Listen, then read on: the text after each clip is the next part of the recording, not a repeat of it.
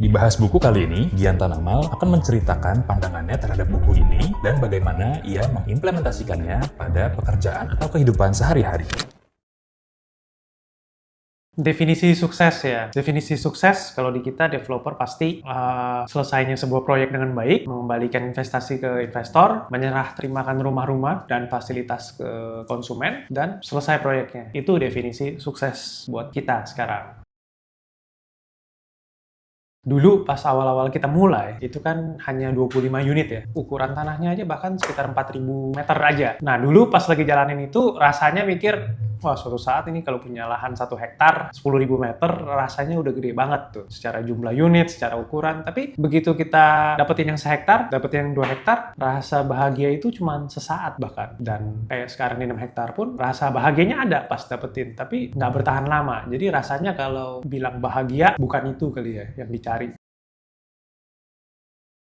Seru ya. Kalau sekarang mungkin ya salah satu contoh yang kita ada, biasanya kan proyek kita di Jabodetabek, tapi dengan ada kesempatan kita mau expand ke Bali. Nah tentu Bali itu kan bukan sebuah zona nyaman ya, sebuah area baru yang kita juga nggak paham harus dieksplor. Nah dengan kita approach kesempatan ini, tentu ya kita harus bolak-balik, harus cari tahu dari nol, bukan seperti yang kayak mungkin di Jabodetabek kita udah biasa lakukan. Nah dengan keluar dari zona nyaman ini dan ekspansi ke Bali, memikirkannya tentu ada up and down, ada senang, ada pusingnya, tapi rasa-rasanya ini sebuah challenge yang worth fighting for untuk kita jalanin. Nah, dari sana makanya walaupun ini kita sebut challenge juga, memakan energi, memakan perhatian, dan lain-lain, tapi ada memberi kayak semangatnya juga dalam kita jalanin ya, hal-hal ini.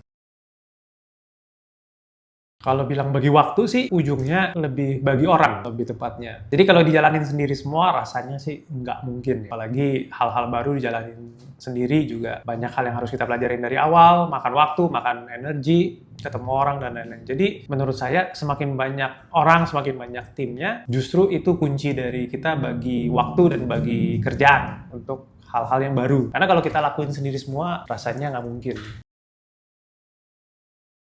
Kalau dapat masalah rasa syukur langsung kayaknya sih kagak ada ya. Namanya masalah begitu dapat sih kayaknya bukan bersyukurnya dulu saat itu. Tapi mungkin bersyukurnya seringkali itu ketika nanti, bukan saat menerima masalahnya. Mungkin ketika di hari H kita terima masalah, kagak ada rasa syukur-syukurnya kan.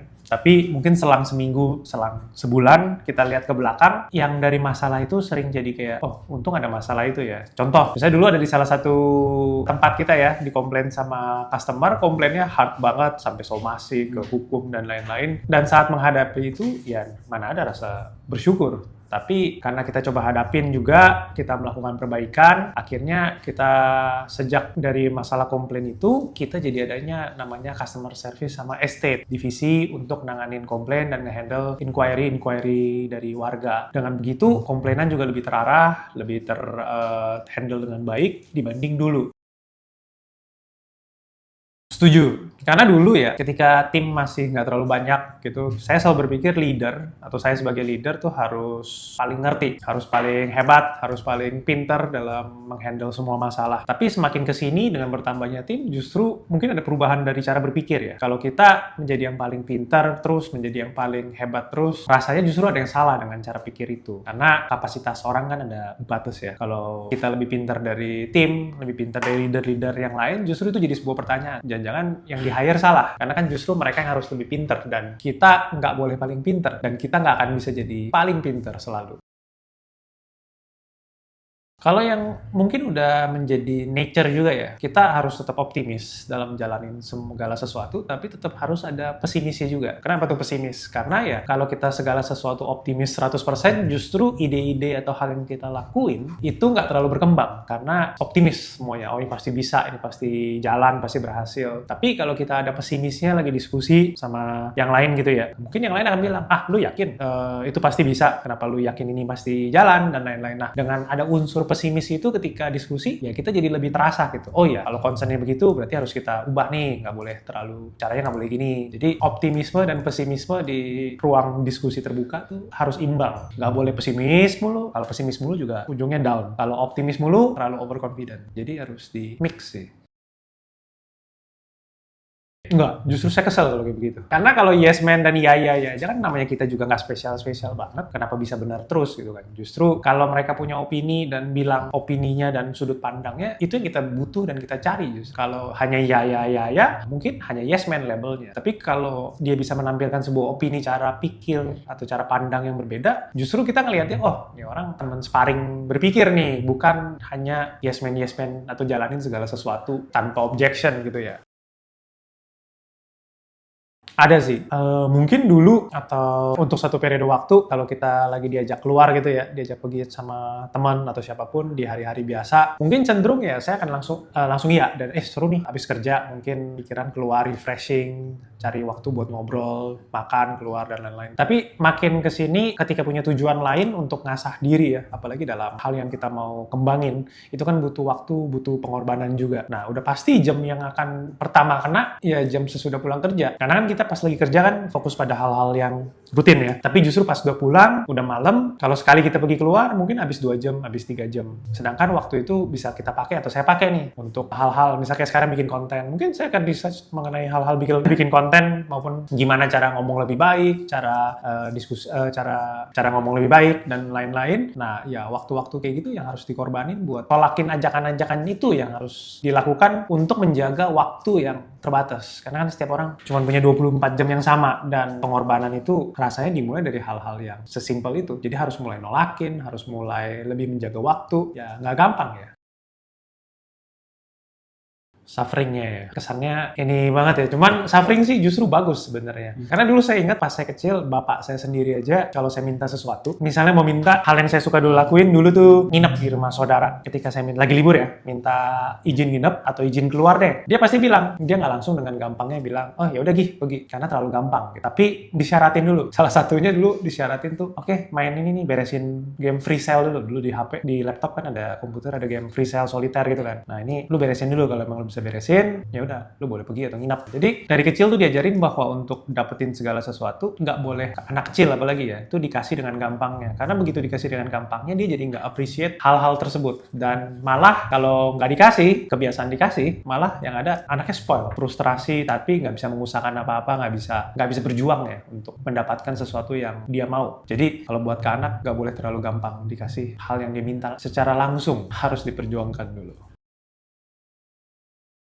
Banyak, itu tinggal masalah kapan hal itu lagi datang aja ya. Contoh misalnya kan keputusan berat itu nggak selalu enak. Kadang harus menyinggung perasaan orang lain, kadang harus bikin orang lain wonder, kenapa nih keputusan ini diambil ya. Tapi kan kalau saya tujuannya satu, simpelnya adalah kebaikan perusahaan. Contoh ada satu orang itu yang high performer, ngomongnya pinter, performnya juga cukup oke gitu ya. Tapi mempunyai behavior yang toxic atau ingin menjadi raja-raja kecil di tempat kita. Jadi berlaku seenaknya, nggak ikutin aturan, di belakang bisa bikin culture-culture sendiri yang nggak sejalan dengan perusahaan. Nah, ketika itu dibiarin, perlahan-lahan mungkin dampaknya nggak langsung kelihatan. Mungkin kita kira cuma dia sendiri yang seperti itu. Tapi ketika dia punya tim, atau ketika dia punya sekian anak buah, untuk sekian lama dilakukan, mental anak buahnya tuh cenderung ngikutin ke atasannya. Yang baik akan keluar karena nggak tahan, atau justru yang baik akan tercemar juga dengan perilaku-perilakunya, dan justru membuat orang yang awalnya baik di sistem yang nggak bener ini juga ikut buruk. Jadi dampak dari seorang leader yang toksik, yang mementingkan diri sendiri, nggak bisa mentingin perusahaan, itu dampaknya sangat luas. Dan mau seberapa bagus orang itu pun, kita sadari bahwa semakin lama dipertahankan, semakin rusak juga yang diakibatkan. Jadi pengalaman saya sesudah dari belajar ini sih, begitu ada yang toksik, harus segera dikeluarin. Karena sebagus apapun performance seseorang, tidak akan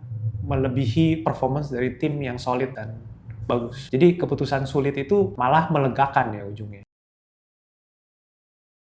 Mungkin salah satu contoh paling nyata adalah dari baca buku ini ya. Dulu setahun lalu sebenarnya udah pernah pengen bikin konten. Tapi karena berpikir, oh apa kata orang dengan konten ini, apa opini orang tentang gua dan lain-lain, akhirnya nggak jadi bikin konten tersebut. Nah, tapi karena udah baca buku ini dan kita nggak usah terlalu peduli dengan kata orang, akhirnya gue putusin buat jalanin bikin konten ini, dan fokusnya bukan kepada kata orang, tapi fokusnya kepada dengan yang kita bagikan, berapa banyak ini lebih bisa manfaat buat orang-orang lain.